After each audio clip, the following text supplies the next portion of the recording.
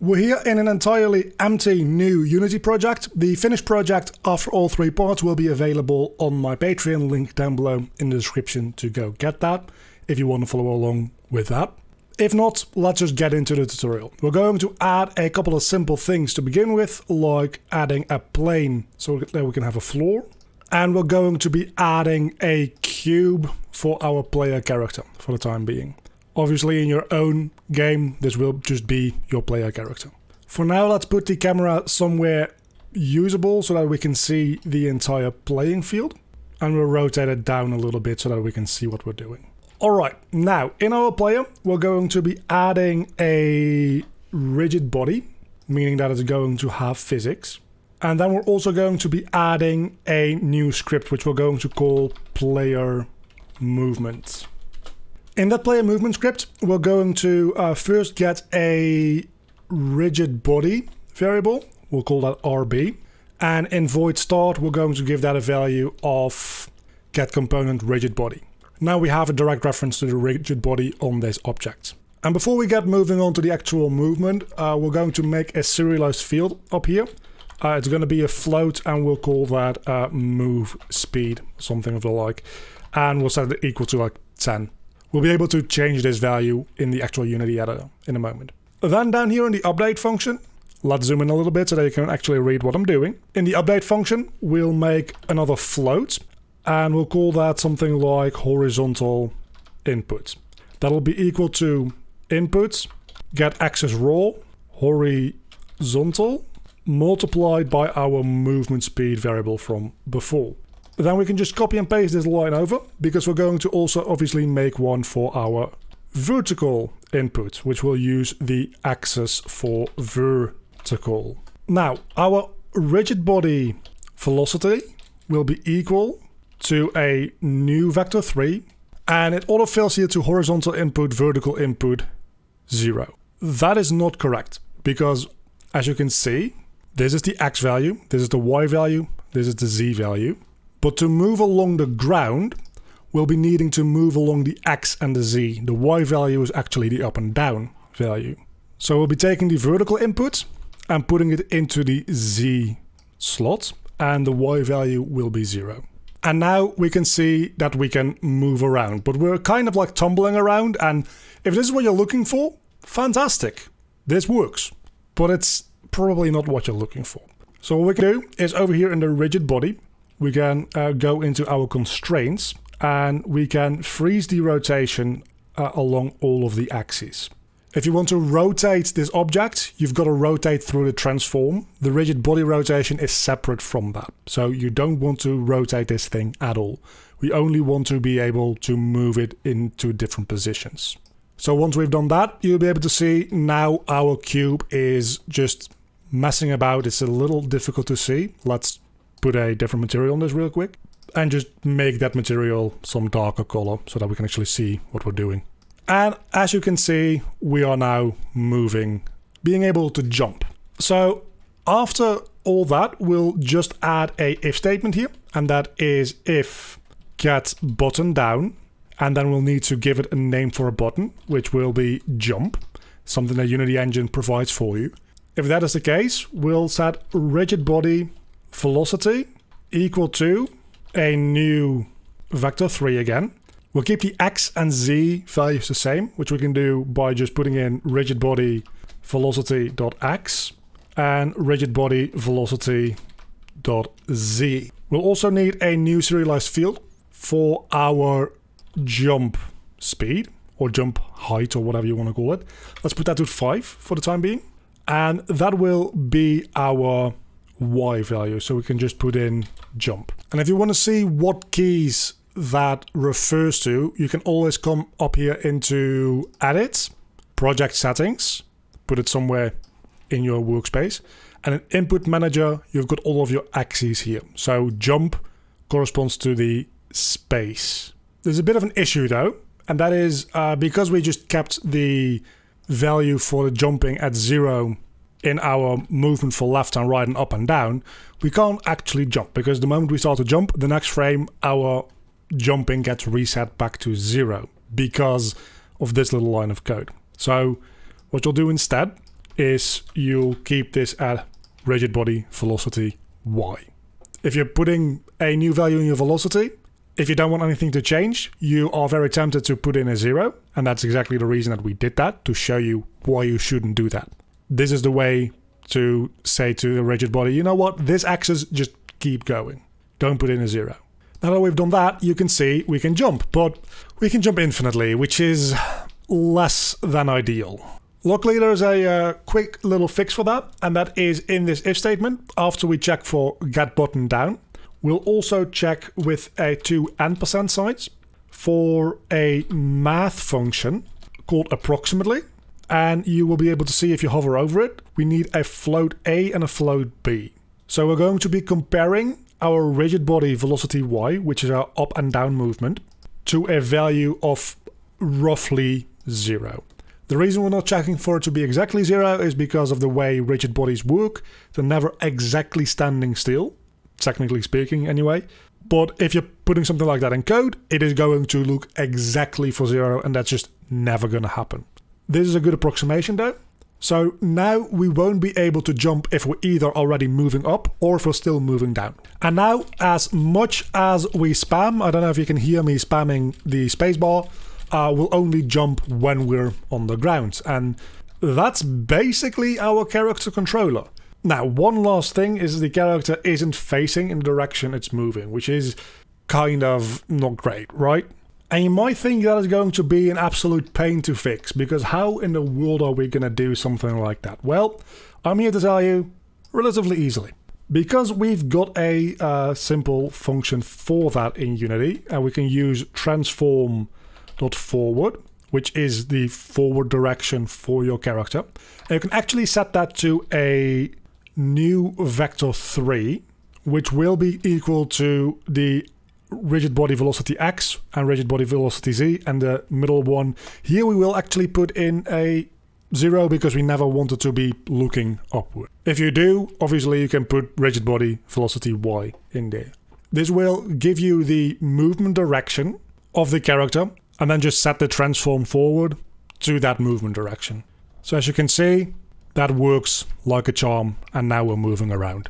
And if you're using a controller, because you totally can, you have 360 degrees of free movement.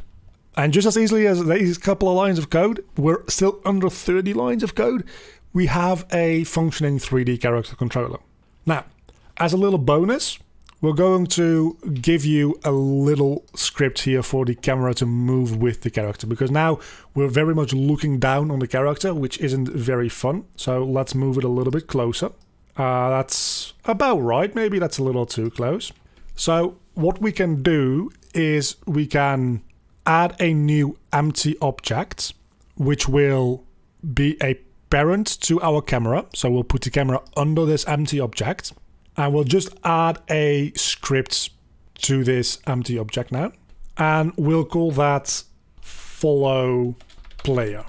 In here, we'll add a new serialized field, a transform for the player, and we simply just put our own transform position to be equal to the player position. Then in here we grab our player, which in our case is the cube, and put it into the open slot here. And now this empty object will always be on top of the player, which will then result in when the player moves, that object will move with it, and since the camera is parented to it, the camera will move proportionally as well. So as you can see, now that we're playing the game, it's kind of hard to tell that we're moving around, but the camera is moving with us and I just walked off the ground. Clearly we need a little bit more space. But that is one of the big upsides of doing it this way, because we can just adjust the camera in our 3D viewport here. Just say move it a little bit more back, maybe a little bit more up as well. And our follow player script still works like a charm. We already made a follow player script. Let's start off with adding a couple more serialized fields here. One is going to be a float for the mouse speed, which is the speed at which the camera can move. We'll by default set that to 3. That's the setting that I use in my game. And another serialized field as well, another float, which will be the orbit dampening, or damping. I can't type, that's fine. Which we'll set to, in this case, 10. We're going to be using these two variables in the math to come. It's not as complicated as it sounds though, so don't worry. And we'll also add a vector 3 that we'll call local rotation. We're going to change the local rotation.x to be plus equals, not just equals, we're going to add to whatever value it is right now by inputs.getAxis, and the axis that we'll be using is called mouse x, multiplied by our mouse speed. So every frame, this will look at how much our mouse has moved since the last frame in the x-axis, and add to our local rotation x based on that. And of course we're going to do the same for the local rotation y and use the mouse y axis. This is entirely up to you, but for the up and down, also for the left and right if you want to, you can invert the controls if you just use minus equals instead. I personally think a plus equals for x and minus equals for y feels the best.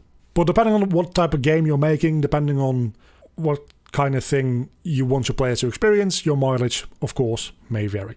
Now, your Y rotation, which is the rotation up and down, can now go through the floor and also over top of your character, which is not ideal, because when it goes through the floor, you're going to be clipping through the floor. That's going to look unpolished because it is unpolished. And if you allow the camera to go over top of your character, the entire view will start being upside down, which is also not what we want. So we're going to clamp this. We're going to say our local rotation.y is equals to a math function called clamp, where we'll add in 3 values. First, the value that we're clamping, which is local rotation y. Then the minimum value, which is going to be a 0f, which just means 0 degrees, f because it's a float. And then you can go up to 90. I prefer clamping it a little before 90 degrees, so I like using 80 degrees for this.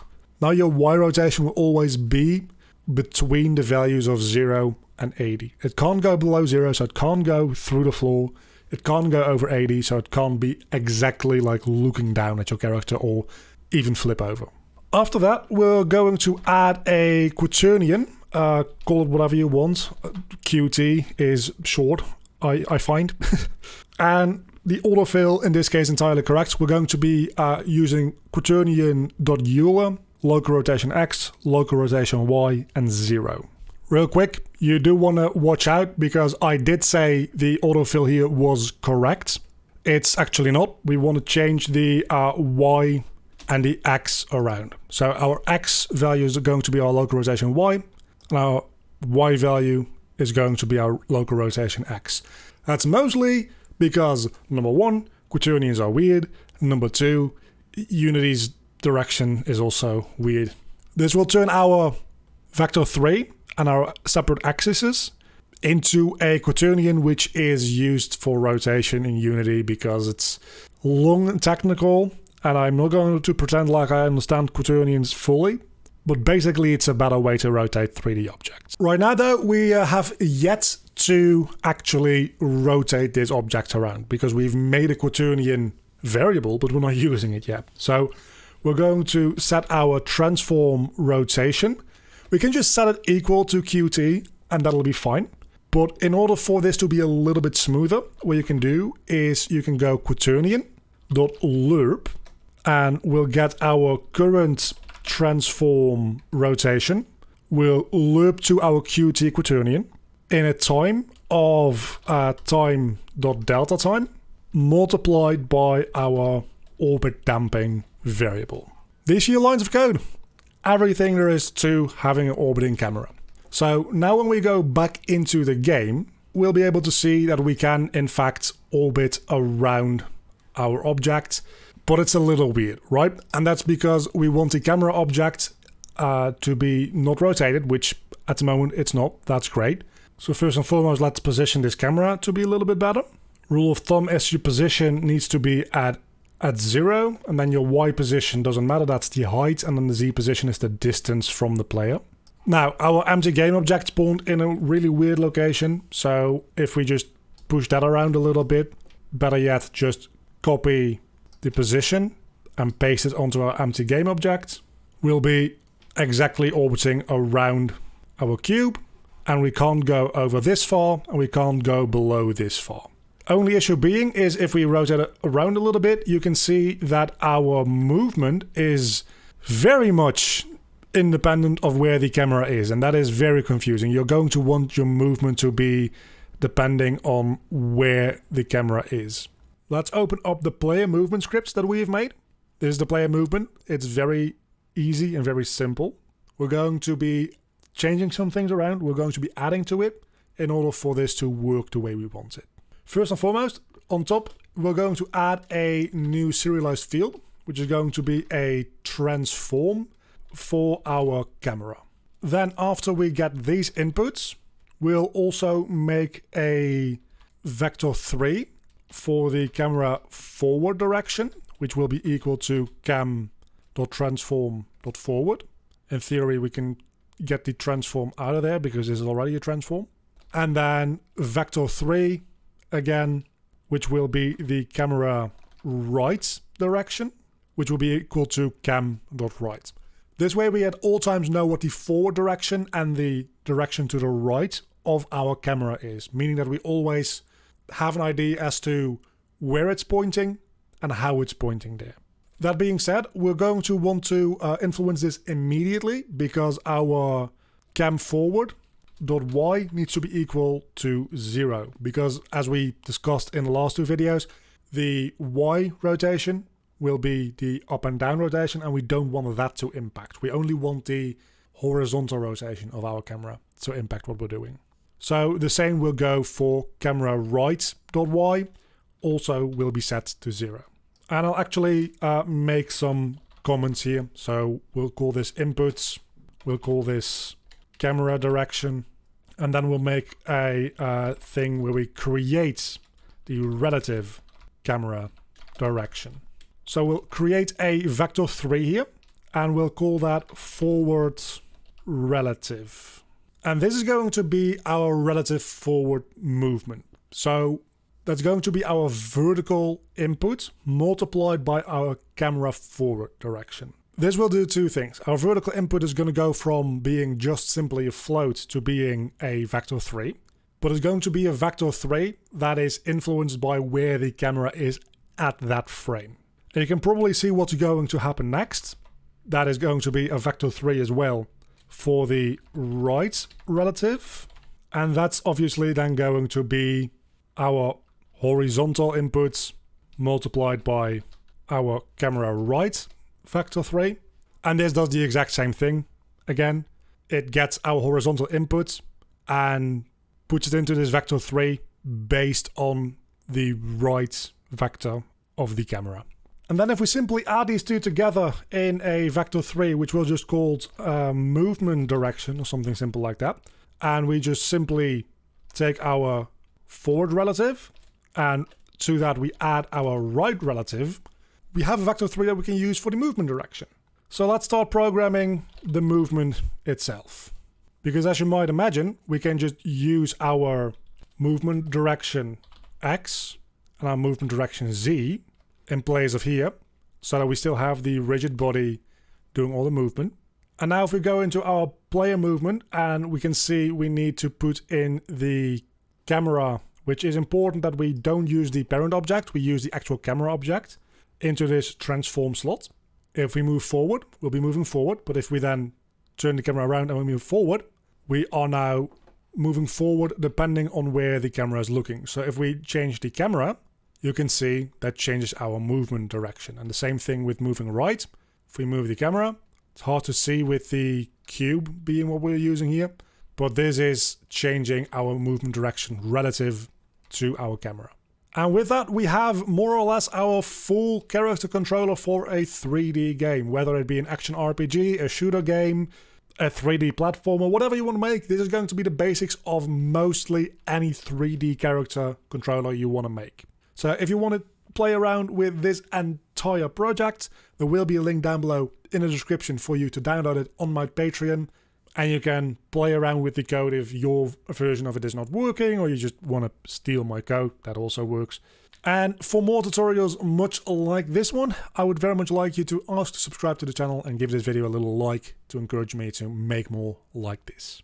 Today we're going to be making a simple enemy AI like the 3 enemies we have here, which will just wander about until we get in range, at which point to walk towards us, and then when they get in range to attack, they'll do their attack. For the base of this project, we're going to be using the project that I've made for my 3D character controller. And with this project, I'll also include a player, a weapon, and an enemy model, all with animations already made for them. So let's start off by dragging in this basic demon that I've made into our scene. That's going to be our enemy. As you can see, there's a bunch of animations that I've already made for it, so that's easy to work with. And we're going to give this a couple of things. First and foremost, we're going to give this a NavMesh agent. Now you'll be able to see that it creates a hitbox in the shape of a cylinder. We're going to change the radius and the height around a little bit until it matches our enemy character as close as we want to. So something a little like this should work fine. Then we're going to come up here into Window, open our package manager. We'll just dock that in our workspace somewhere. And we're going to click on this little plus icon here, and we're going to add package by name. Then we'll just copy paste this in. I'll try to leave that down below in the description. com.unity.ai.navigation. It's not listed as part of the usual packages because it's technically still experimental, but it works fine enough. So we're going to add that. It'll install this package, which is labeled as experimental, so do be aware of that. But now when we go back into the inspector, we can actually, when we look for nav related stuff, we can select this as a NavMesh surface, which will allow us to bake, and then we can see all of a sudden we've got our NavMesh, which will allow our AI to walk and navigate around. We can make it include certain layers, so we can say we don't want you to include defaults or transparent or raycast or water or UI, so it'll include nothing. And then when we bake it, you see we don't have a NavMesh. So instead what we'll do is we'll set this to a new layer, and we can just use one of the random layers here. It doesn't really matter. I'll go for layer 6 and call this NavMesh. So everything that's going to be NavMesh related is gonna be on layer 6. We can set it to that new layer, and then in include layers we just say NavMesh. I mistyped it, you get the point. Then when we bake, it will ignore the player and the enemies altogether. It will only look at everything in the NavMesh layer. So if we put in some 3D objects real quick, so let's put in a cube here and let's make you a little longer. Just putting in some obstacles that the enemy will have to be walking around. Let's put another one over here, and then let's put another one over there, right? If we put all these objects on the NavMesh layer as well, and then bake this again, you'll see the NavMesh now bakes around these objects. So this enemy will in a moment know that it can't walk here because there's an object in his way. With all that out of the way, let's get back into our actual NavMesh agent here and add a component, and we're going to be calling this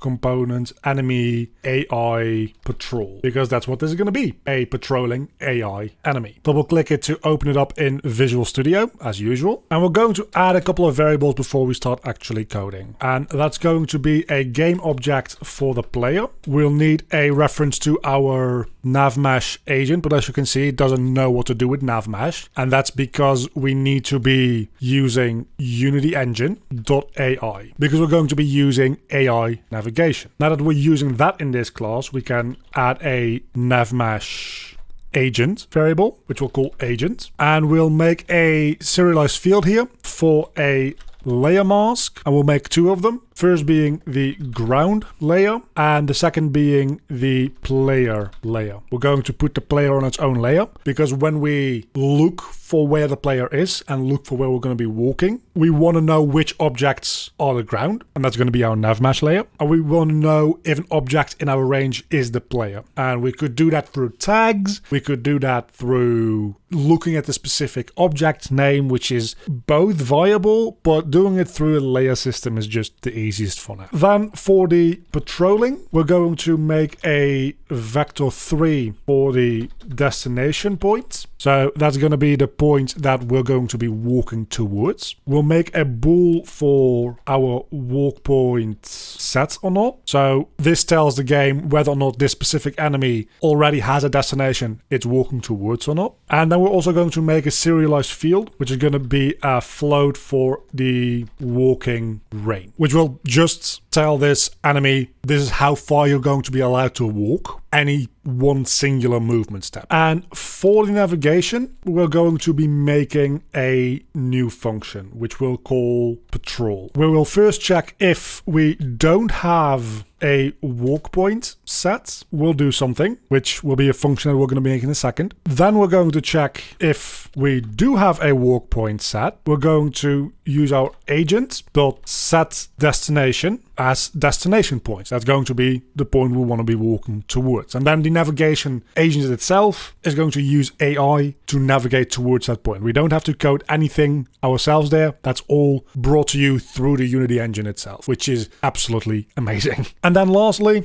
we're going to check if our vector 3 distance between our current transform position to our destination point is less than, let's say, 10 units. We'll set our walk point set to being false so that we can set a new one again. Now, we didn't put anything in here, and that's because we need to make a new function for that. So we will. Let's make a void search for destination. And in that, we'll make a float for z, which will be equal to random.range. And in order to be able to do this, we obviously need to finish making the range variable, which I never did. So public void range.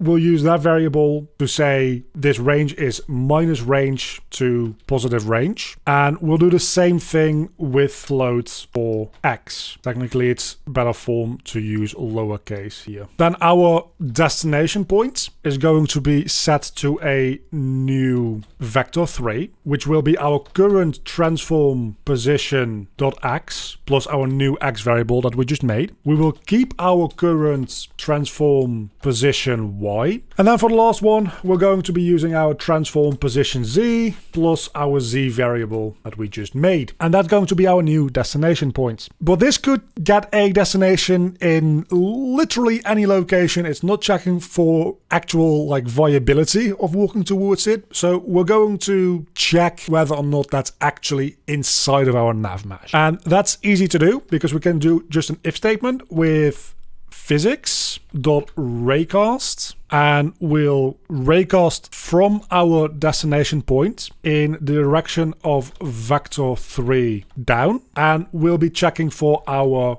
ground layer. So this will return true if our raycast finds anything directly below our destination point that is set to being the ground layer, which is going to be the nav mesh layer we made in the beginning of this video. And if that is true, then we set our walk point set bool to being true, and that's the entirety of this function. So in our first if statement in our patrol, we'll search for destination. It'll pick a random z and x value, set the destination point there, check whether or not it's a viable location to walk towards. If it is, it sets walk point to true, at which point in the next loop around, it will no longer do this because walk point is now set to true. Instead, it will go ahead and do this, which is just setting the destination to walk towards that location. And it will keep doing that until the distance between our actual object and that destination is less than 10 units, at which point it sets this walk point back to false. And then the next loop around of this whole function, this one will proc again and finds a new random location to walk towards. So now if we just put patrol in our update function, we should have a randomly moving about AI. But before we jump back into the actual engine itself, we need to give a couple of things a value. So we're going to get started here by giving our agents just get component navmesh agent, and then we might as well give the player a value. We're not going to be using that right now, but we can just do player equals GameObject.find, and you can find a object with a specific name here, which has to match what the object is called in the scene itself. So we're calling our player with a capital P here. We need to make sure whether or not that actually matches up with the object within our scene. But don't worry too much about that now. That's for the next part of this AI, where we make the enemy chase down and attack the player. As you can see, it's called Cube now. So let's just change the name to player real quick. So we'll set our ground layer to being the navmesh layer that we made in the beginning of the video. And we'll quickly make a new layer as well, specifically for the player. So we'll just make that layer 7. We'll call that player and set the player to that. We're going to be using that for the chasing in the next video. So we can set the player layer here to being player. Don't worry, we'll go over this again in the video that actually talks about that specific issue. And then the range, we'll set that to fucking, I don't know, 15. And now in the game, we'll be able to see that there's no animations yet, but it's picked a random spot to walk towards, it's walking towards it, and now that it's reached it, it's going for a new location somewhere else. And we've got our randomly patrolling enemy. Now, there's quite a lot of work to be done to polish this up, obviously, but that's the coding behind it. When we get into the actual attacking, that's going to be done through the animation, so that's when we get into the animator and the state machine that's going to drive the walking animation and stuff as well. We're going to be making our chasing functionality though, which will start making it a little bit more like an actual AI, making decisions and changing states and behavior to go with that. So we'll make some state change variables here, and the first two are going to be for the time being a serialized field float for a sight range. Eventually there's also going to include a attack range, but again that's not for in this video. And then we'll also make a bool for player in sight, which again we're going to be adding a second one for player in attack range later down the line. Now let's make a new function here, a void chase function, which will house all the behavior that we want our character to do when we are chasing down the player, which is remarkably easy. We'll put a agent.setDestination, and as the destination, we're just going to set our player, which is the game object reference that we have. So we need to get its transform position. And that's literally all there is to it, because we've got the navmesh agent. So if we just set the agent's destination to being equal to the player, it's going to walk towards the player. It's just that easy. So we can add the chase function to our update, but now we actually need to use our bools to decide when it should do what. So we're going to add a little bit of code before those two functions, because before we decide which of those two functions we should execute, it's only going to be one or the other. We're going to set our player in sight to be equal to a physics check sphere, and this is going to check in a sphere around a location with a certain radius if it's going to find an object in a specific layer. So the origin location for our sphere is going to be our current transform position. The range is going to be our sight range, and the layer it's going to be checking for will be the player layer. If it finds anything in the player layer in a sight range amount around our player transform, it's going to return true and set player in sight to being true. If it doesn't, it will just set it back to being false. And you know what? We might as well just lay the foundations for the attacking functionality as well. So next to our sight range, we can say a comma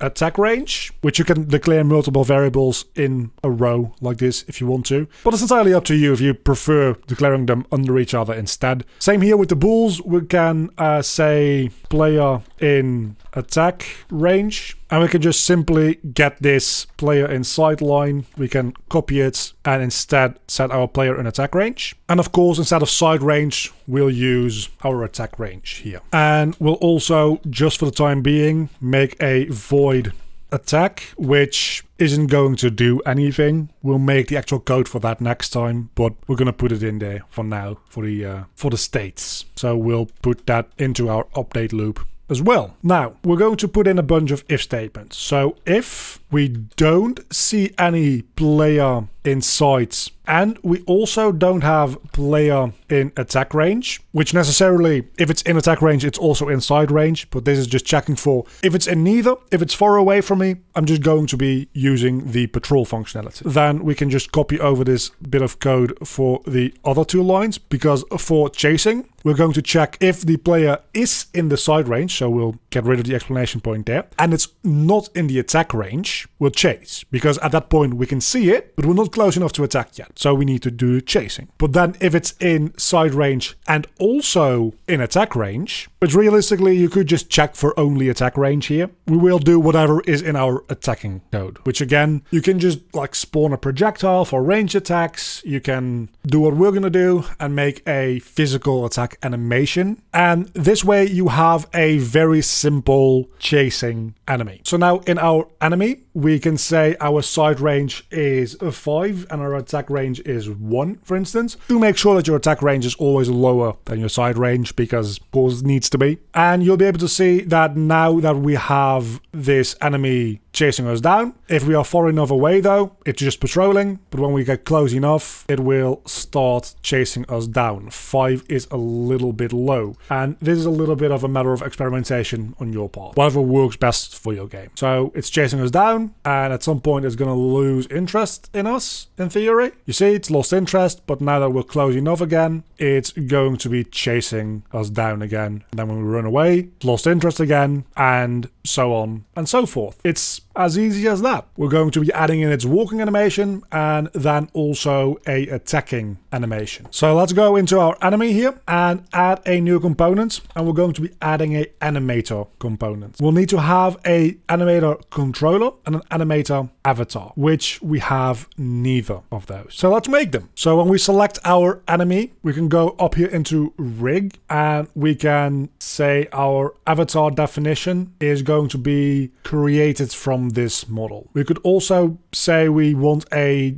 legacy or a humanoid animation type here. If you have a humanoid character which has similar armatures to other humanoid characters in your game, this can allow you to use the same animations on different objects, which can be really, really useful. It's not going to be the case for this specific object because it's got this weird ass horns and stuff which are all animated. So we're going to stick with generic here, and then we're just going to apply, which that will start making us a new avatar. So now when we come down into the animator here, we can select the basic demon avatar, so it will know which avatar to use to drive the skeletal animation. Making the actual animation controller is a lot easier. We can just come up here and create animation controller, which we will just call demon for now. If we double click that, we'll get our animator window opened up, which for the time being I will keep docked over here. Now that that's been made, we can change our animator controller to the one we've just made for our demon, and we can even double click that now to open up the graph that we have here. This projects file, which will be in the link down below in the description to my Patreon, comes with all the enemy animations that you'll ever need. A walking animation, attacking animation, a knockback animation, which we're not going to be using in this mini-series, but we will be using in a later one, and even idle animation if you want to program in a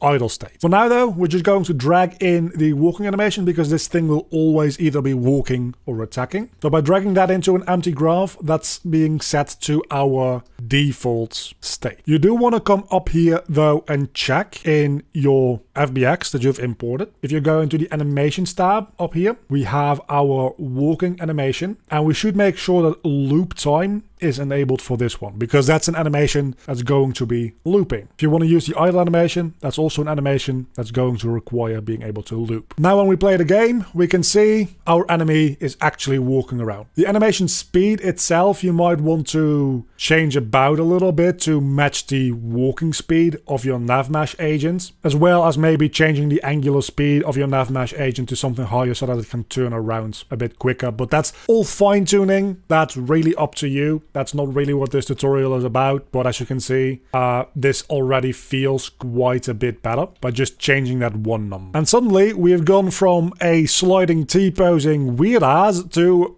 actually somewhat threatening feeling enemy. So let's actually get into the code, because that's what you're watching this tutorial for probably, is the code that will drive the actual attacking. So let's open up our enemy AI patrolling script, which has all of our functionality already programmed in for either patrolling, chasing, or attacking. If you're unfamiliar with what's going on here, or if you don't care, you can just skip this. If you do want to see, go check the last video or even the last 2 videos. For now, we only are going to fill out the code in our attacking function. For that though, we're going to need a reference to a animator. We'll call that just animator because that's the easiest thing to do. In our start function, we'll give animator a value of getComponent animator, and we'll go into the animator, and in the animator we'll set a trigger, and that trigger will just call attack. Keep in mind I'm using a capital A here. You can use all lowercase, but this is case sensitive. We'll also set our agent destination to our current transform position so that it stops walking, and then we're gonna go back into our animator here, because here in parameters we're going to make a new trigger, and we're going to call that trigger attack. Now we can just use the attacking animation that comes in the FBX, but we're actually going to want to change that animation, and FBXs can only be read, not written to. So what we're actually going to do instead, we can just select, and by pressing Ctrl D, it'll make a duplicate of that outside of the FBX. This one we can actually edit later on. We want to do this because we want to add a couple of flags into this animation, which will enable and disable the hitbox for the actual attack. So we'll use this one instead, drag it in, and then we can just simply, from our enemy walking, we can make a transition by right-clicking and then to our enemy attack. And then from our enemy attack, we make a transition to the exit of our graph. So we can actually just put it in here and make it a little bit more streamlined. Now we're going to have to tell this state machine, which is what this is called, when it's supposed to go from the walking animation to the attacking animation, and when it's going to go from the attacking animation to the exit. Let's go for that last one first. So we can click on this transition here, and it has exit time enabled by default. We can go into the settings here. It's got a fixed duration. We're going to set that to 0 so that it has the exit time at the very end of our animation. By default, exit time here is set to the last frame of your animation. This way, it'll leave the state machine and re-enter from the start the moment the attacking animation is finished. Now, going from enemy walking to enemy attacking, we select that transition. We disable has exit time because we don't want to wait for the enemy walking animation to finish before it can start attacking. So we disable that altogether. And instead, we're going to come down here to conditions. This list right now is empty. We can add a condition, and that's just going to be the attack trigger that we made before. So when that attack trigger is set to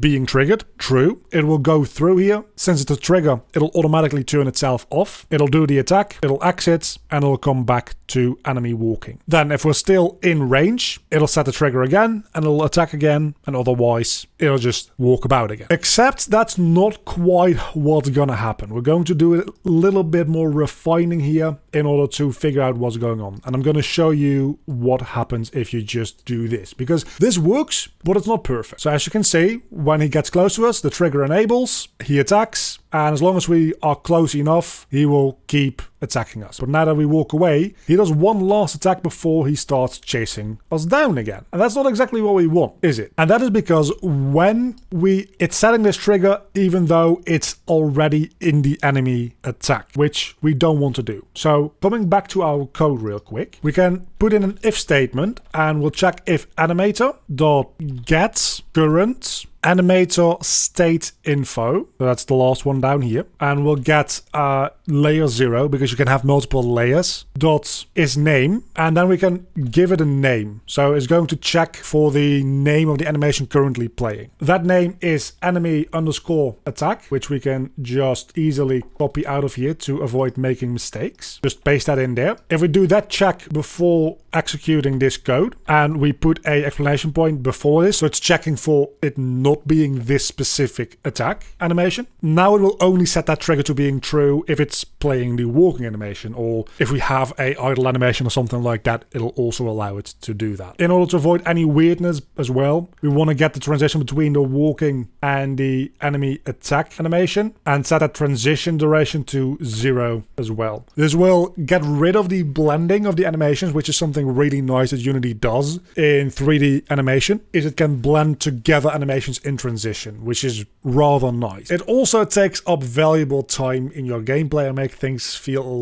little less snappy a lot of the time. So do be aware of that. We're going to set the transition to being 0 seconds long so that the transition is instantaneous. There's no blending going on here. As you can see, it'll instantly start doing the attacking animation. And yeah, it's a little bad at looping, but now you can see if we leave in the middle of it doing an attack, it won't do another attack before it starts chasing us again, which is really, really nice. What you can do instead as well is, instead of going through the exit, we can also make a transition back to the walking animation, because we've got such a simple animation graph, and that will allow the end of the animation to blend more into the start of the walking again, which is quite nice indeed. So we've got exit time, and the transition duration here is 0.25 seconds. That's all good. And now you'll see we've got the attacking animation, which is a lot smoother now, and when we walk away from that, it is a lot smoother going back into the walking animation. This is the arm that's doing the attack, so we're going to go into our basic demon here, and then demon enemy, bone, and we're going to find the bone that holds the arms. So I think that's one of these ones, and then all the way down, this is the last bone of this arm. So there we're going to make a new object, and just be an empty object. We'll give it a purple label so that we can keep track of it. And in there, we're going to add a box collider. Going to be rather massive at first. So let's set the size to 0.1, 0.1, 0.1, and then just edit this collider to fit around the hand of your enemy. The smaller this collider is, obviously, the easier it's going to be to avoid the attacks. So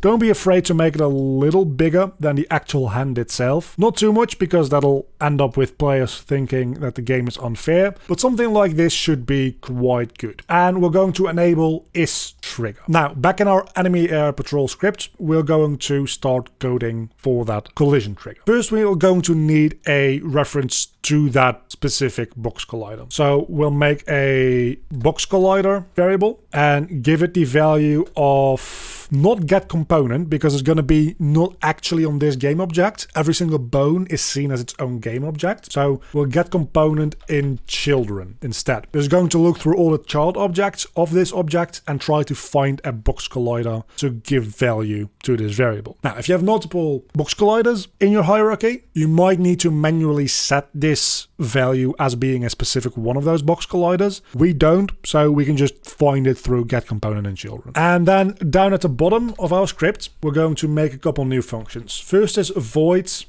enable attack, which will set our box collider enabled to being true. And then we're also going to make a void disable attack, which, as you might be able to come to a conclusion here, we'll set box collider enabled to being false with this one. Just a quick and easy way to get our box collider turning on and off, so that we don't have the enemy being able to actually damage us unless it's in a specific portion of its attacking animation. And then we'll also add a on trigger enter, where we'll make a variable for the player, which will be equal to other.getComponents. And since we have a player movement component, we can just check whether or not thing that we're colliding with has a player movement component, in which case it's the player. Add brackets after that to make it a function. And then we can just check if player is not equal to null. So if we're colliding with, let's say, a wall, it's not going to have a player movement component. So the value of player here is going to be null, and we don't want anything to happen. But if it's not equal to null, that means it's gotten a value, which means that we are in fact colliding with the player.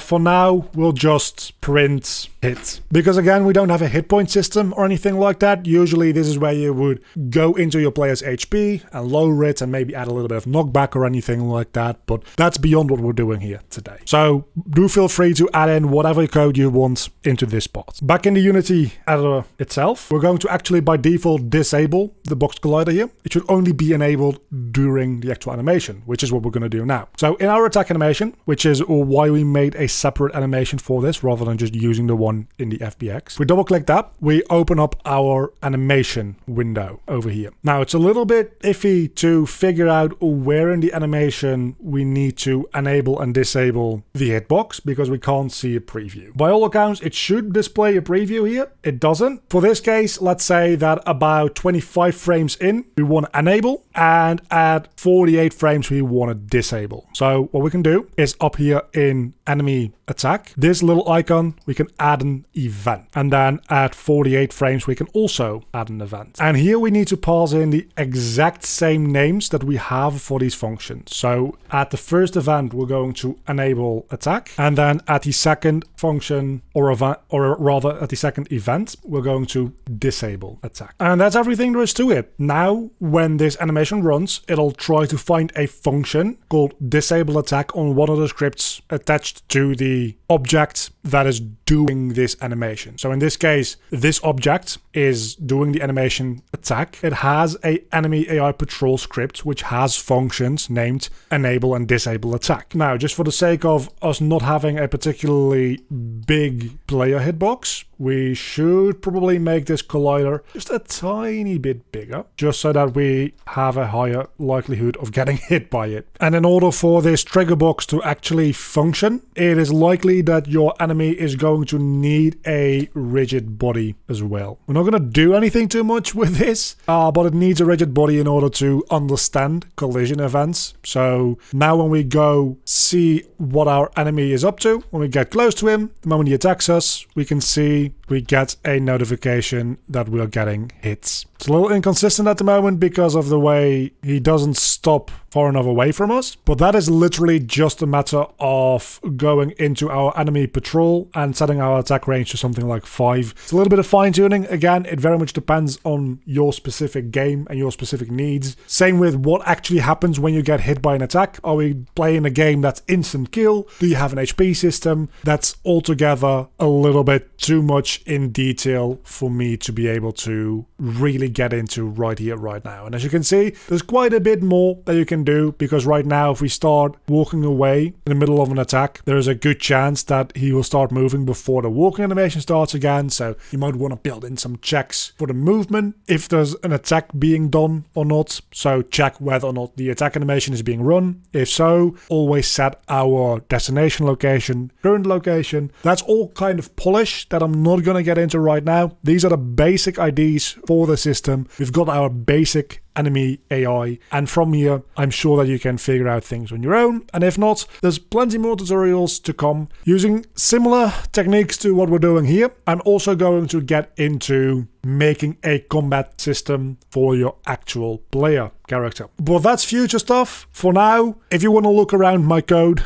get these models to work with. There's also a player model in here because of the mini-series that's going to come after this, which is the player combat system. If you want to look around with that, have a bit of a experimentation with my stuff, there's a link down below in the description to the project file as it is right now, so you can either compare your own code to my code, maybe use my assets to experiment and play around with. They're not game-ready assets by any means. They are prototyping assets for my own game. Do feel free to use them for your own practice, and I'll see you back in the next video. Alright, so we're going to actually give our player character a character model and some animation. I'm just going to be dragging in the mesh itself, not the entire FBX, and I'm going to drag that into my scene here. As you can see, it's a little bit on the big side, so let's make it a little bit smaller, and we're going to drag that into our player object here so that it's parented to it. So now that the player moves, the character model will move with it. And we can actually remove the mesh renderer from our player if you had a placeholder for that, because now obviously we have the mesh for actual player here. So you can change a couple of things around. For for instance, we don't need the box collider anymore. We can make that a capsule collider instead and make it fit our player character decently well. I'll leave that kind of detail up to you though. You probably get the point here. That's not what you're here for. So in our parent object, all of the code that we're going to be making, all of the components that we're going to be adding, largely are going to be in this parent object. This way, if you ever want to update or change the player model, it's easy to swap them in and out. We're going to be adding a animator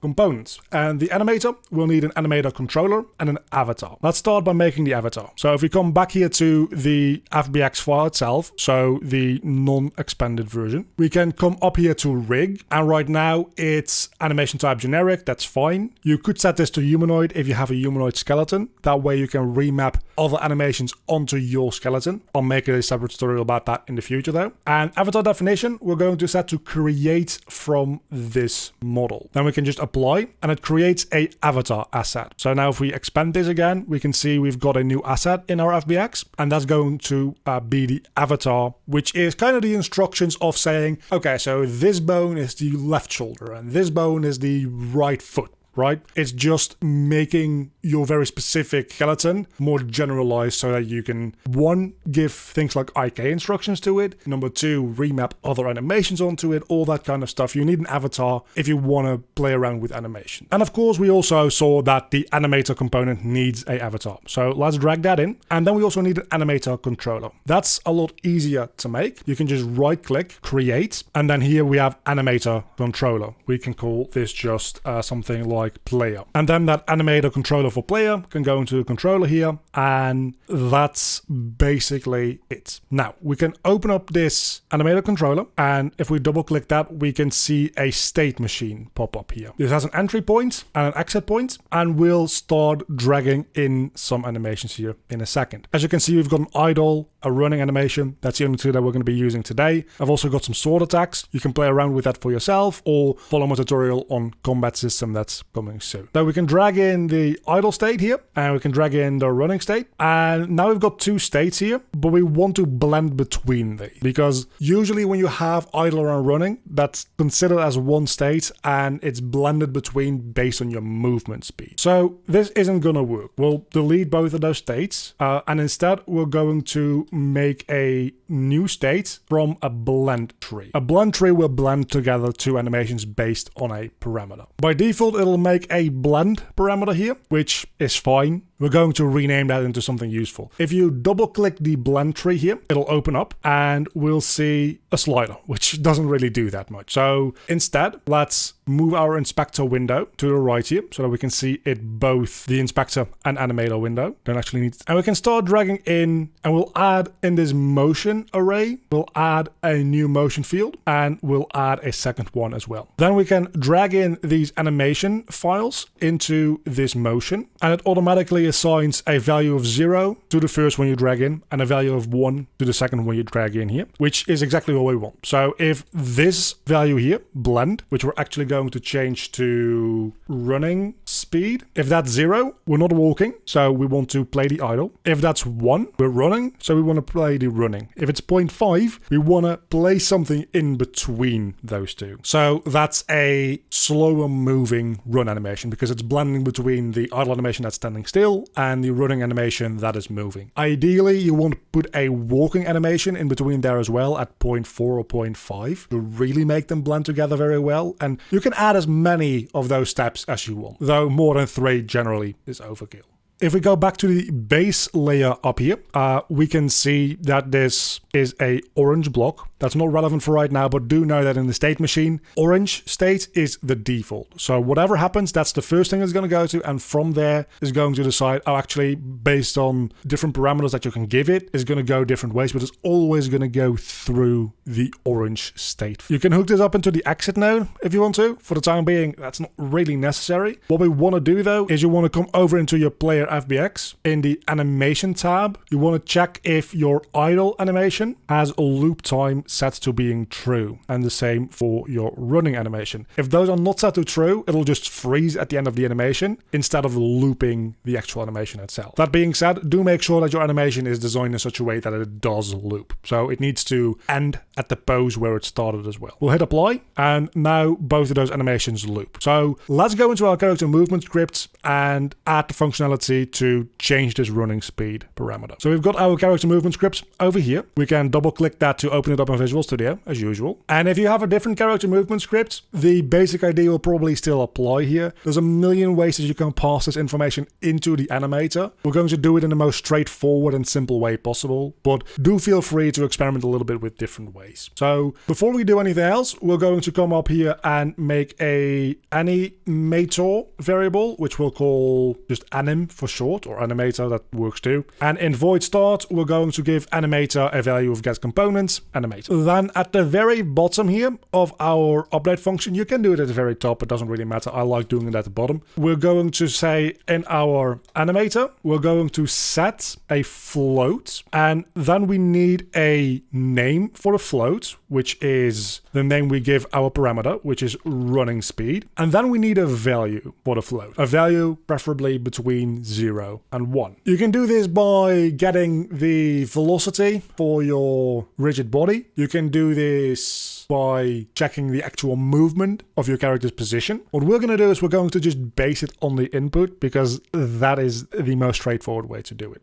So what we can do is we can get our access input raw here for horizontal, and we can add to that our input for the vertical. Now, theoretically, that does mean that you could be walking in +1/+1. So you could add those both together to get a value of 2. The thing is, adding those two together to go beyond 1 actually isn't going to change anything about the blend tree. So it might not be ideal, but it works very, very well. One small issue though, because the get axis can also get you negative numbers, and we don't want to get a value of -1. So what we can do is we can add a simple math function to this. So we can say math function.abs, make sure that they're properly capitalized, and this will give you the absolute value. So it will just ignore whether it's negative or positive, it'll just give you the number. So -1 will then become 1. -0.5 will become 0.5. So we'll do that for both of our inputs. This way, no matter which direction we're going, our animator parameter will always be positive. And that is all that there is to it. So now if we go back into our gameplay, we can see we have our idle animation, and when we run, we are running. We're running very, very quickly, but that's just because our animation speed is set to be very quick. So that's not too difficult to change about. What we can just do is we can come back here into our blend tree and our running animation. And if we then go into our bottom here, our running animation is set to a speed of 1. I animated it very, very quickly. What we can do instead is we can set it to like 0.3. So it plays at about 1/3 the speed. And now we have a properly moving character, more or less. This is the basic idea. We've got a walking character. And that's the basics of how the animator works for Unity. The big day is here. We're going to make the combat system. So let's get started. We have our player object here, a parent object where we have the mesh under it. And we're going to make a new script specifically for all the player related combat stuff. So let's come down here and add a script, and we'll call it something like player combat. Now, making a full combat system is a little bit more complex than what we're going to do right now. We're just going to focus on making a system that will automatically support having different combos. So based on the weapon you're holding, you're going to be using a different set of attack animations, which will then translate into, of course, being different attacks. So this entire system is very much based on the animations you're using. So we're going to start by making a couple of combat combo related variables. And the first one of those is going to be an integer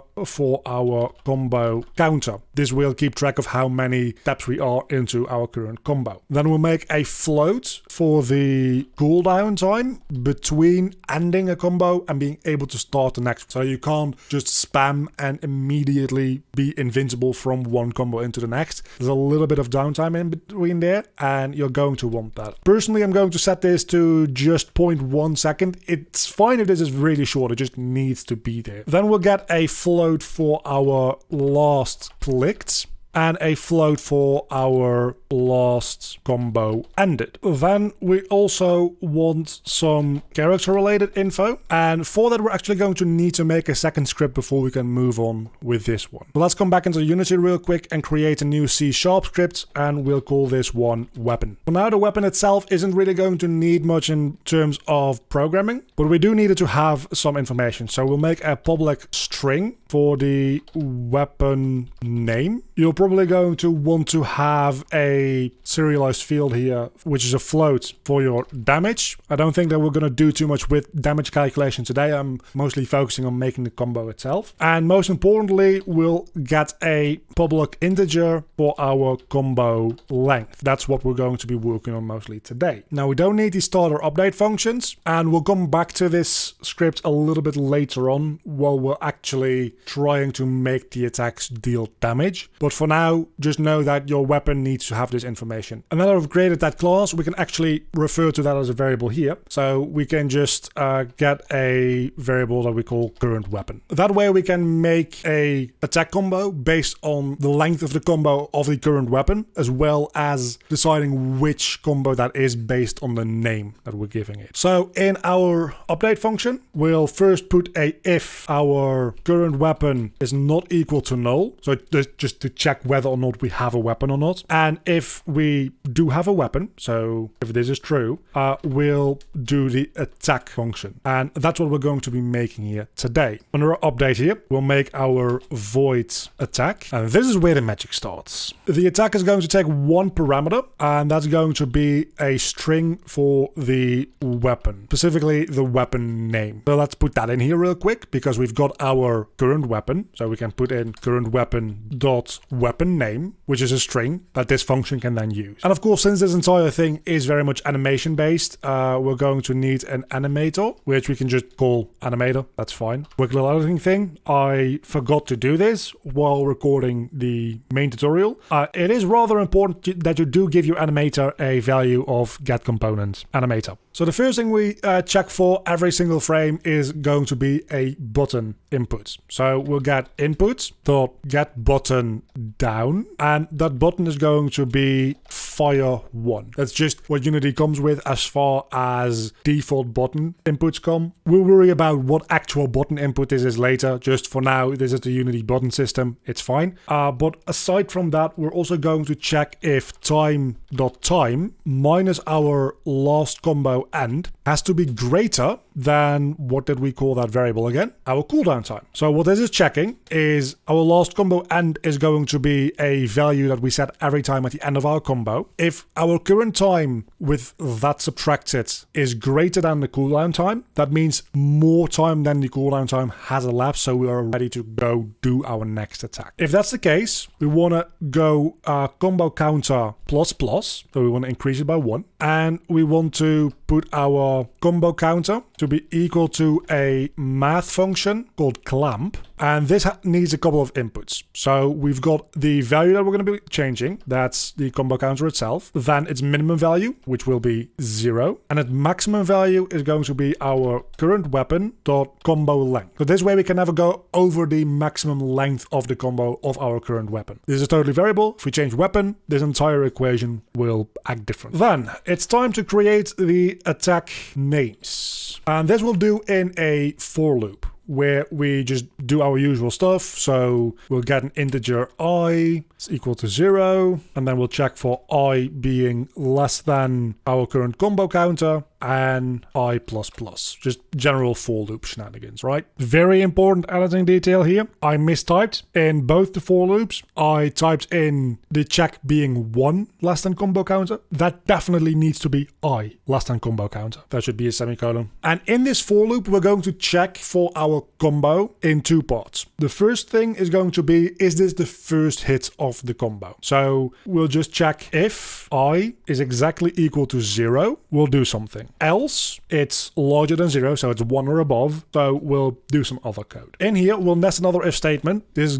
gets a little messy for reading it, but this is the easiest way to construct it. You can play around with refining this on your own. We'll check our combo counter. If it is equal to 1, so that means we've just had the first input, and then we're going to check a second little requirement here, and that will be our animator.get current animator state info. We'll have to pass in a layer because animators can have multiple layers. We're going to be checking on layer 0, and we'll check if the currently playing animation has a tag, so is tag, and this will be a tag that we have to give to it in a moment, and we're going to be calling that tag movement. This way we can check whether or not we're currently in one of the animations that is labeled movement, so that could be the falling animation, the jumping animation, walking animation, or idle animation, all that kind of stuff, without having to worry about for a specific animation. We're just going to be checking currently playing animation, does it have this tag? If so, we'll be able to use an attack. If you have a stunned animation or a knockback animation, simply don't give it this tag and it will not allow your player to use an attack while that animation is playing. So in our animator,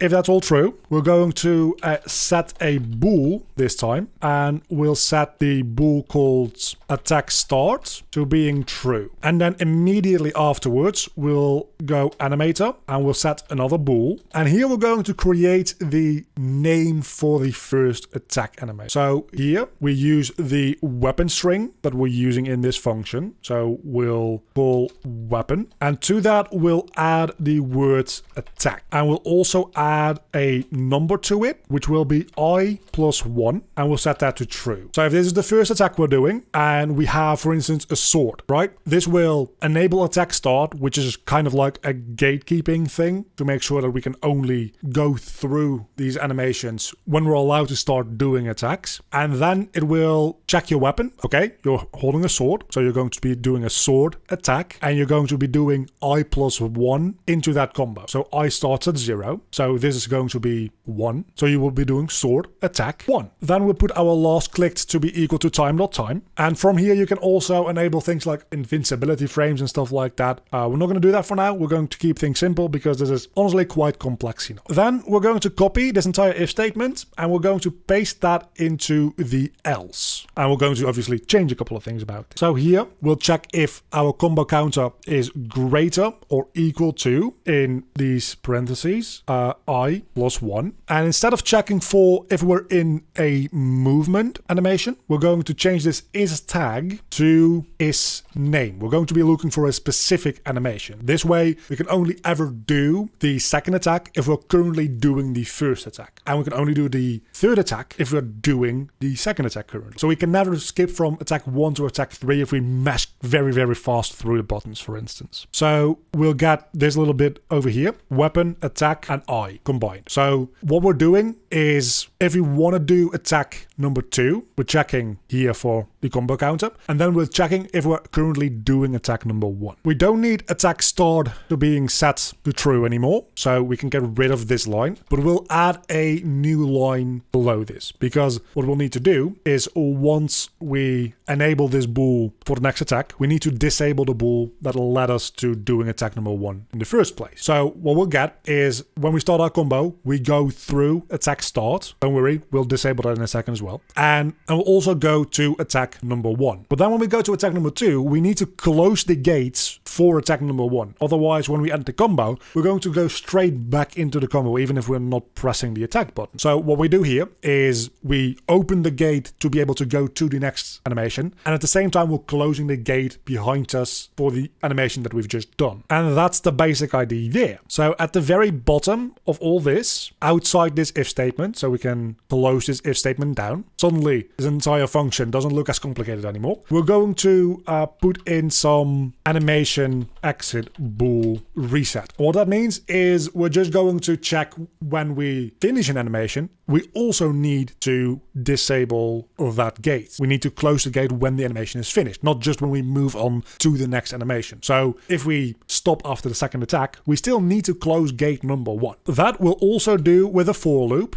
which you get the point here. So then we'll put in an if statement. It does correctly anticipate that. And we'll get our animator, get current animator state info at layer 0 dot normalized time is greater than 0.9f. So this is checking for whether or not the current animation that's playing is more than 90% the way done. So the last 10% of your animation are actually going to get cut off. The reason we're not doing this at like 99% is because we want to have a little bit of space for the engine to blend between the animation. So make your animations in such a way that the last 10% of those animations don't include vital pieces of movement or anything like that. So if that's the case, and we're also going to check for I'm just going to copy this get animator state info because it's quite a lot to type, and we'll check another is name, and here we're going to do the same thing again. So we'll put in our weapon plus attack plus in these parentheses I plus 1. Again, this is just looping through all the different animations and checking for every single animation in this weapon for every frame. If you're past 90%, we need to end it. And this loop will run 3 times for a weapon that has 3 combo. It will run 15 times for a weapon that has a combo of 15. So it's a very flexible system. And this will just reset us back to base. So we'll go combo counter is now equal to 0 again. Our last combo end is equal to our current time dot time. We'll set our animator set bool for our weapon attack I plus 1 to being false. And we'll also set our animator the set bool for attack start to being full. So this just ends the combo. No matter where you are in the combo, as soon as you hit 90% of the animation, it's going to end your combo. Naturally, if you finish the entire combo, you're going to reach the end of the last animation in your combo, and this code will run anyway, but it will also run if you hit 90% in your first animation, in your second animation, in the 5th animation, in the 20th animation, and so on and so forth. So that might have been a little bit dense because it is a lot of coding and a lot of relatively abstract coding where we have systems that are working on systems and we don't have very much concrete data. But that's kind of the point here, because this entire system will take in 2 little bits of information and just play your animation. So let's have a look over the entire code here. You can check it against your own code, see if there's any differences. That might be the issue here. It goes a little bit off screen just so that you can see. There we go. Now let's jump into the engine. So if you missed the last time, you'll have missed me making this animator. I'm assuming if you're looking into something like a combo system, you probably know enough about Unity to know what the animator window is and how the animator component roughly works. If not, go watch the last video real quick and come back to this. It's very short, very sweet, kind of important that you understand the basics of the animator window. So in this project, you'll see I have 3 sword attacks. So I have sword attack 1, sword attack 2, and sword attack 3. They're already named properly to work with this system. Your animations might not be, but if you just go into the state and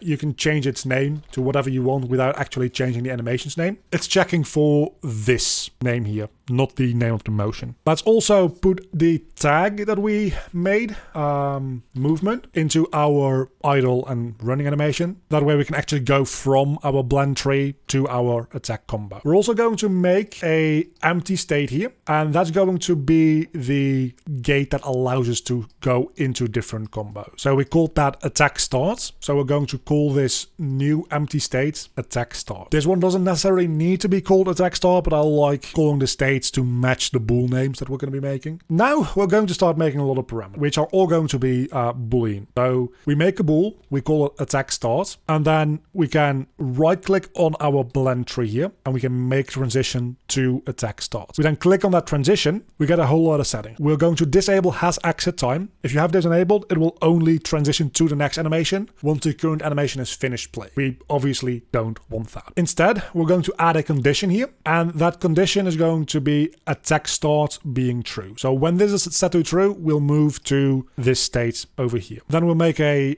new bool, and we'll call this sword attack 1, do make sure that your capitalization between your code and these booleans is consistent, because it is case sensitive. And we'll also make a sword attack 2 and a sword attack 3, where we can then make the transition from attack start to sword attack 1, then to sword attack 2, then to sword attack 3. The reason we have this attack start is just for organizational purposes, because if we've got a different weapon, let's say a warhammer, we can just branch off this attack start and make our warhammer combo here. And maybe we have a axe combo as well. We can just put that here and it doesn't get as messy. So from a technical level, this isn't really necessary. It's just for organizational purposes. So please do that. You will thank me later. And we'll do the same here. So all of these will disable the exit time. Well, this one doesn't have an animation in it. So we'll go into our conditions and we'll put sword attack 1 being true.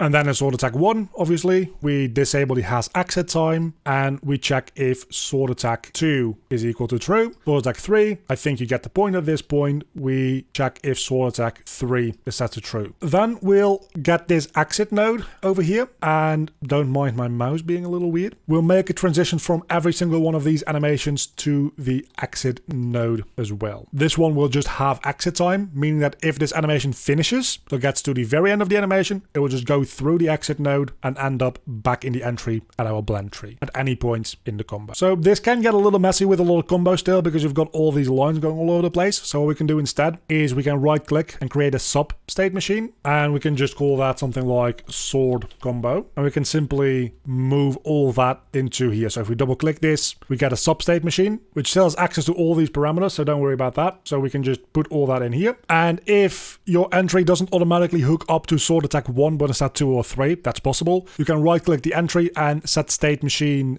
default states, and you can just hook up into sword attack number 1. And then if we hook all of these up into the exit like we did in the other state machine, all with has exit time as well, we can now suddenly delete all this and we just have one single node that does all that. So we can just hook that up into there, and we can just make the transition into this substate machine. It will ask us whether or not we want to hook it up into any specific state, or if we want to hook it up into the state machine as a whole. You can put it into sword attack 1, or you can just put it into sword combo. It doesn't really matter. And then whenever this sword combo is exited, we make a transition to the exit here so that we end up back at the entry points. This way you can make entire combos in one node and things are a little bit less messy. Again, from a technical level, not necessary, but once you start building this out and having like 10 different combos, this does become very, very important. Do not forget to check all of your transitions as well, because if you're redoing a lot of transitions, you might forget to disable exit time on one, and maybe you forgot to put your sword attack 1 check in this one, which wouldn't be great. So now let's go check in the input manager what fire number 1 is. That's left control or mouse 0. So now when we're in game and we press either left control or mouse, nothing happens. And would anybody be willing to give me a shot as to why nothing happens? I could sit here a long time on pre-recording this and nobody is going to answer. Pretty easy, because we don't have a weapon. It's kind of obvious, isn't it? So let's get using this sword that I've made, right? So we can, in our player mesh, try to find the hand that holds the sword, which is this hand in my case. So we can go from spine to left shoulder, or the right shoulder rather. He's right-handed. And in his right hand, we can then add in this sword, which is rather fucking huge. So let's put this back to a normal size. And we can make this as big and rotate it into the proper position as we want. So once you've done that, you've got the actual like physical weapon. It's a little clunky here, but it'll do. I'll make it a little bit bigger just because. And we're going to put the weapon script that we made at the very beginning of the video. I don't know if you remember. We made a weapon script. We're going to put that on this as well. And that weapon name is going to be sword. Its damage, we're not going to do anything with it, so let's set it to 5. And its combo length, we have discussed great length is 3 hits. Now, if you have a game where you can switch weapons on the go and that kind of stuff, you're going to need to program that in for yourself. For the time being, our current weapon, I'm just going to make that a serialized field so that I can drag in the weapon in the Unity editor itself. So when we go up to player, we have a current weapon. I'll just drag in the sword. It'll get the weapon script of that sword. And now, while in engine, if we start pressing the attack button, you can see that we are doing our attacking combo. Now, there's a lot of refinement and polishing polishing that you might want to be able to do. And there certainly is some room for improvement as far as clearing out the attack booleans and stuff like that, because it doesn't technically clear them all out at the end of your combo. It just clears out the ones that would infinitely loop you, which is fine because they'll get reset when you start a new combo anyway. But that, in way too much detail, is the basic idea for the combo system. Today we're going to focus on actually dealing damage to the enemy that we've made. We already have a system where we have... So this is our player character, and he's got a sword in his hand. If we go into the inspector, we can see we've got our weapon script already on it. We can see right now there isn't really any functionality in here, only a couple of bits of information. We're going to change that. So in the Unity editor itself, we're going to add a couple of things before we get into coding. Number one being we're going to add a component to the sword, and that component is going to be a box collider. You can make this box collider as big or as small as you'd like. I would recommend making it a fair bit bigger than the sword, because otherwise it's very easy to make a player feel like they should have hit something while they didn't. So making a nice big hitbox for this, you want to have the player feel like I should not have hit that, instead of hey, I should have hit that, what's going on with this fucking game. Always err on the side of being kind towards your player in margin of error. So now that we've got this hitbox over here, it's relatively big. We're going to enable is trigger, because we don't want it to actually like stop any collision related stuff. We just want it to trigger when we're swiping an enemy. Then over here in our enemy, we have our enemy AI patrol, but our enemy doesn't have an HP. So let's make a script for that and just call it health. It's good to make this a general script that's not just for the enemy, because in the next part we're going to make HP bars for both our player and the enemy.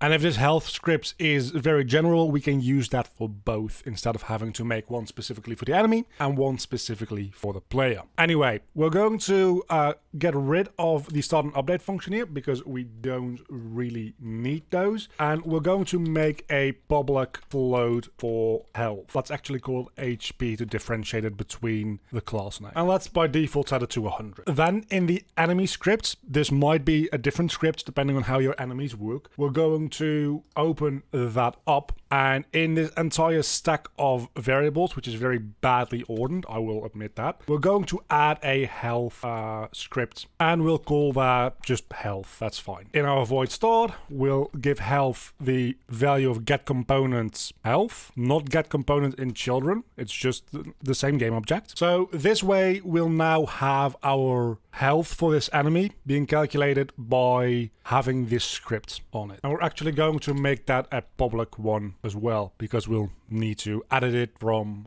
the sword. So now that we're back in our weapon, because we've made all of the preparations that we need in order to make this work, we're going to write a on trigger enter, and here we need to check whether or not what we're colliding with, or what we're colliding through rather, is actually an enemy, because otherwise nothing should happen. So we'll make a var for enemy, and we'll set it equal to other.gameObject.getComponent, and we'll check if the other game object has a enemy AI patrol component. If it has this component, this variable enemy will be set to that value. If it doesn't have this component, this variable will just be set to a value of null. So then we can check if enemy does not equal null, then we can do something, because then we know for sure that this object actually an enemy. And there we can simply say our enemy dot health dot HP minus equals our damage, and that's pretty much all there is to it. And from here,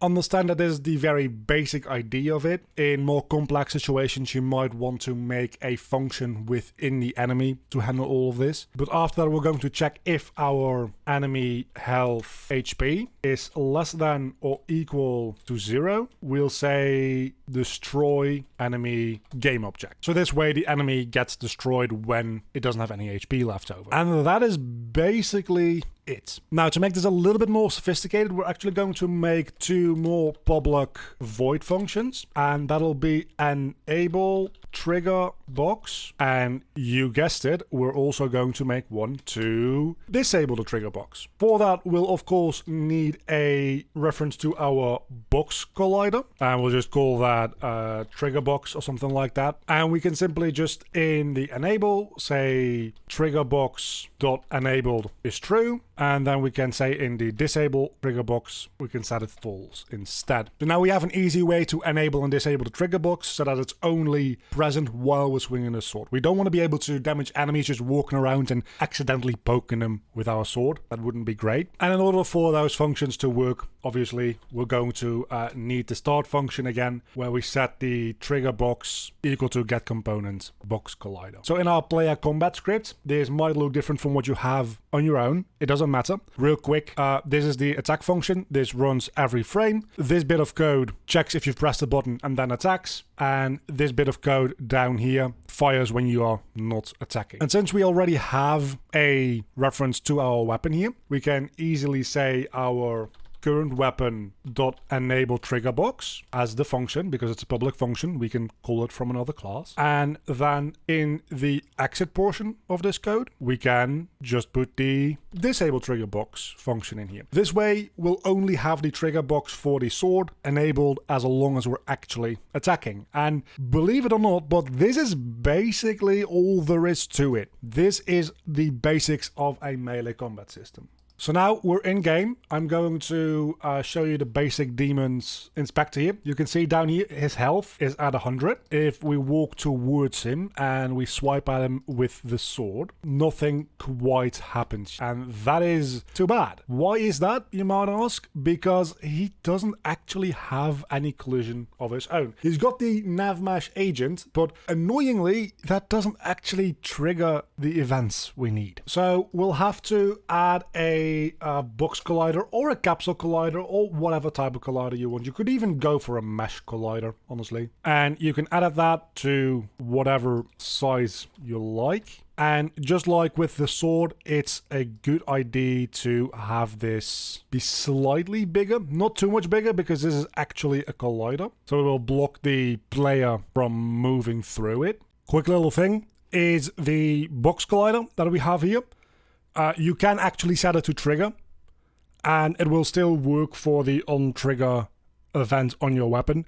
And it will actually be better because it will not interfere with the navigation at all. So make it a trigger box. And now if we play again, we'll be able to see that when we attack the enemy, his HP should start going down. And as you can see, he's got 95 now he's got 90, and now he's got, it's a little difficult to hit him, but you can see we're dealing some damage. Now, of course, ideally, you also want to stop his attacks when you damage him. You might want to be able to like knock him back a little bit. That's all quite beyond this video at the moment. We're going to keep it short. That's the basic idea. We've got enemy HP. That's really, really cool. But how do you display it on your actual UI? Because if you can't see your own HP or the enemy HP, it's not very useful, is it? You're going to need some sort of sprite that we can use for the HP bar. Personally, I just have this very simple little gradient here, but just using a like white square also works perfectly fine, or whatever you want really. I do recommend it being a black and white image so that you can add color onto it in engine, because if you have an HP bar and maybe a stamina bar and MP bar, you don't have to make separate textures for those. You can just give the same texture different color. So anyway, how do we do? Well, first thing we do is we go into our hierarchy here and we right click, go into UI, and we add an image. You will see that it makes a canvas for us with an image in it. If we double click the canvas, we can see what our UI will look like. If we go into 2D, that's very important. It'll orientate us right so that we can actually see everything properly. From there, the image can be moved around however we please. And we can, up here in the inspector, change the height and width. We can also just change that in the viewport. as you can see, to make it look a little bit more like a traditional HP bar. Let's put it in the middle because it's the enemy, and let's just assume that it's like a boss fight or something. And we have a couple of things here under it. A canvas renderer that just tells you that it's rendered on this canvas, which makes it a UI element, and then an image component where we're going to need a source image, a sprite. We've got this bar sprite, but we can't drag it onto it. That's because we need to change this bar sprite from being a default texture to a sprite, 2D or UI. We can then apply that, and if we go back into this image here, now we can drag it on top of our source image, and we'll see that the gradient is on our new HP bar here. As I mentioned before, we can just give it any color we like because it's a black and white image. For since it's an HP bar, green makes the most sense. And you could even give it a material if you really wanted to. For this, that's not really necessary. Now that we've got our HP bar set up, I'm actually going to duplicate by selecting our image and pressing Ctrl D. So now we've got two of them. And I'm going to change this one to being red. I'll put it on top so that it's rendered first. This is a little weird if you're used to like Photoshop and layers and stuff. You would assume that if you put it on top, it's going to be on top. But as far as I understand, this isn't the order of how layers stack on top of each other. You should think of this as the order in which things are rendered. So it's first rendering this red bar now, and then on top of that, it's rendering the green bar, making the red bar invisible. But you might be wondering, why do we need two bars to begin with? And that's because we're going to crop this bar, and you can already see what that's doing. So in our canvas, I'm actually going to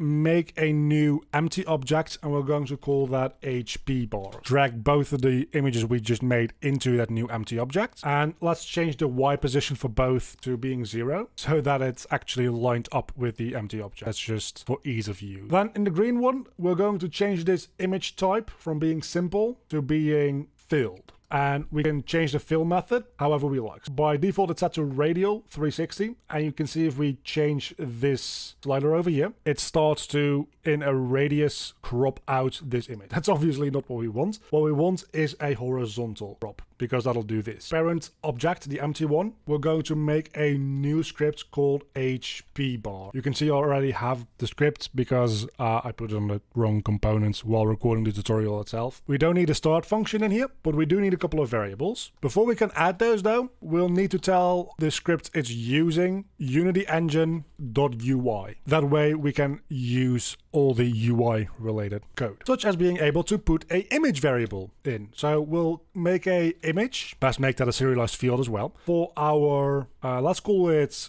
green bar, and then make another image. It's by default called blue bar because it's trying to guess what colors we're using, I guess. But of course we know that our other color is the red bar. And then we also need a serialized field for a health component. And this is the reason that in the last tutorial, if you've watched that one, we made a separate health component rather than just adding a variable into the enemy script. Because this way, this HP bar script can also work for a health component on the player, or a health component on a different type of enemy, or a health component on a boss fight, or a health component. You can make every single type of HP bar using this script now, rather than having to worry about different types of scripts all holding different values for health. And we'll also add a float for the max HP. And it seems like I lied because we do actually need a start function after all. Because at the start of the game, we're going to set this max HP to be equal to the health.hp. That way, we'll know what the max HP for that enemy is and how much it's got left of that in terms of a percentage. So in our update, we're going to set the green bar dot filled amount, which is the percentage of how far it's filled. It's that slider that we played around with before. It's going to be equal to our health.hp divided by the max HP. So if we've got 50 health, that's going to be 50 divided by 100, aka 0.5, so it's going to be a half empty bar. And that's all there is to it, except there's one issue, at least at a base level, because right now, no matter how much HP the enemy has, it's always going to just have this full bar. If it's got 5 HP, it's going to have a bar this big in just 5 very big segments. If it's got 500 HP, the bar is also going to be this big, but every single attack is just going to chip away at it. which is fine, but not ideal. And now we can simply just drag in our red bar in the red bar, the green bar in the green bar, and our enemy in the health. And you'll be able to see we have our HP bar up at the top of the screen. And when we go attack the enemy, we can see the HP bar is getting whittled down slowly. The controls are less than ideal here, but we can do a little better than that, right? So what I personally like to do instead of just having one bar that shows a percentage, because that is very basic and it works, but we can do a little bit better. And that's why we have this red bar in here, because you might have noticed we're not using that yet. And that's because what we're going to do is we're going to check if our max HP is less than 100. So what we'll do is our red bar dot fill amount is going to be equal to our max HP divided by 100. So this way, if we have 100 or more, this fill amount is just going to be 1. But say we only have 60 HP, it's going to be 0.6, meaning that our red bar fill amount, so the length of our background bar, is going to be shorter. But that requires a little modification to the update code as well. It's really not that big a deal,